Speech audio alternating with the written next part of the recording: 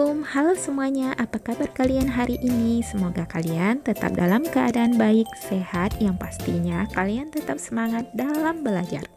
Di video kali ini kita akan membahas tentang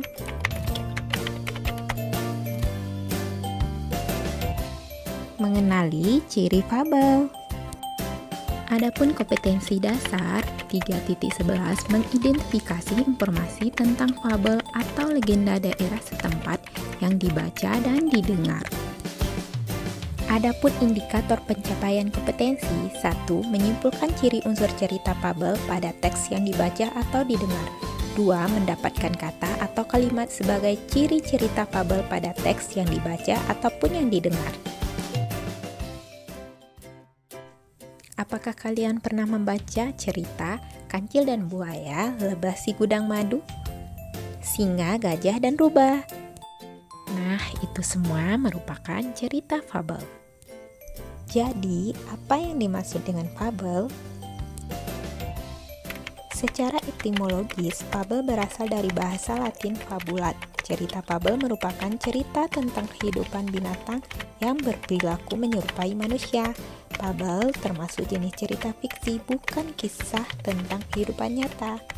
Cerita fabel sering juga disebut cerita moral karena pesan yang ada di dalam cerita fabel berkaitan erat dengan moral. Adapun ciri-ciri fabel: 1. Fabel mengambil tokoh para binatang. 2. Watak tokoh para binatang digambarkan ada yang baik, ada yang buruk, seperti watak manusia. 3. Tokoh para binatang bisa berbicara seperti manusia. 4. Cerita memiliki rangkaian peristiwa yang menunjukkan kejadian sebab akibat. Rangkaian sebab akibat diurutkan dari awal sampai akhir. 5. Fabel menggunakan latar alam seperti hutan, sungai, kolam, dan lain-lain. Unsur-unsur fabel. 1. Tema. Tema yaitu ide pokok atau inti cerita. 2. Tokoh, pemeran dalam sebuah cerita. Pertama, tokoh protagonis yaitu baik. Tokoh antagonis yaitu jahat. Tokoh tritagonis yaitu sebagai penengah.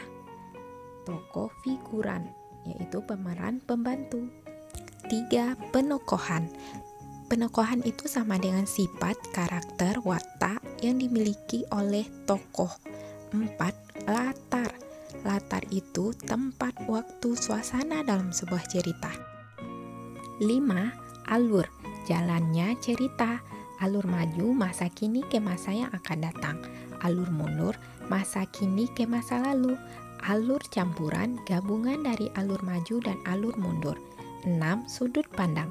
Gaya pengarang dalam bercerita bisa dari sudut pandang orang pertama seperti aku atau saya, dan sudut pandang orang ketiga seperti nama tokoh, dia, ia, mereka.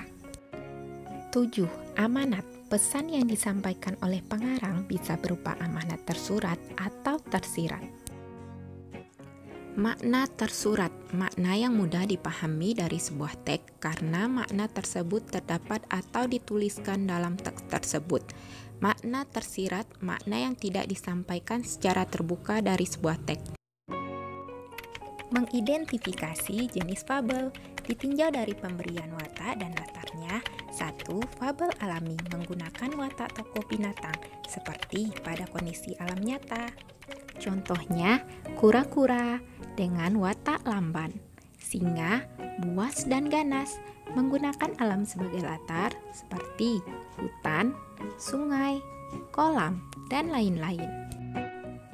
2. Fabel adaptasi. Fabel yang memberikan watak tokoh dengan mengubah watak aslinya pada dunia nyata dan menggunakan tempat-tempat lain sebagai latar, seperti di rumah, di jalan raya. Contohnya, landak yang pemalu berulang tahun di rumah makan.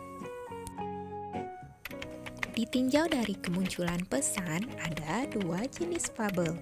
Pertama, jenis fabel dengan koda. Alur fabel dimulai dengan pengenalan, mulai munculnya masalah, masalah memuncak, dan ditutup dengan pemecahan masalah. Masalah dengan pesan-pesan eksplisit. 2. Jenis fabel tanpa koda. Sebaliknya, tidak memberikan secara eksplisit pesan pengarang di akhir cerita. Eksplisit adalah penyampaian secara langsung di mana isi dan pesan yang ingin disampaikan oleh penulis dapat dipahami secara langsung. Kemudian, struktur fabel. Pertama, orientasi merupakan bagian awal dari suatu cerita yang berisi pengenalan tokoh, latar tempat, dan waktu. 2. Komplikasi merupakan konflik atau permasalahan antara satu dengan tokoh yang lain, komplikasi menuju klimaks. 3. Resolusi, bagian yang berisi pemecahan masalah. 4. Koda, boleh ada, boleh tidak. Bagian terakhir fabel yang berisi perubahan yang terjadi pada tokoh dan pelajaran yang dapat dipetik dari cerita tersebut. Nah, itu dia video pembelajarannya teman-teman. Jangan lupa untuk like, komen, dan subscribe ya. Semoga bermanfaat. Terima kasih.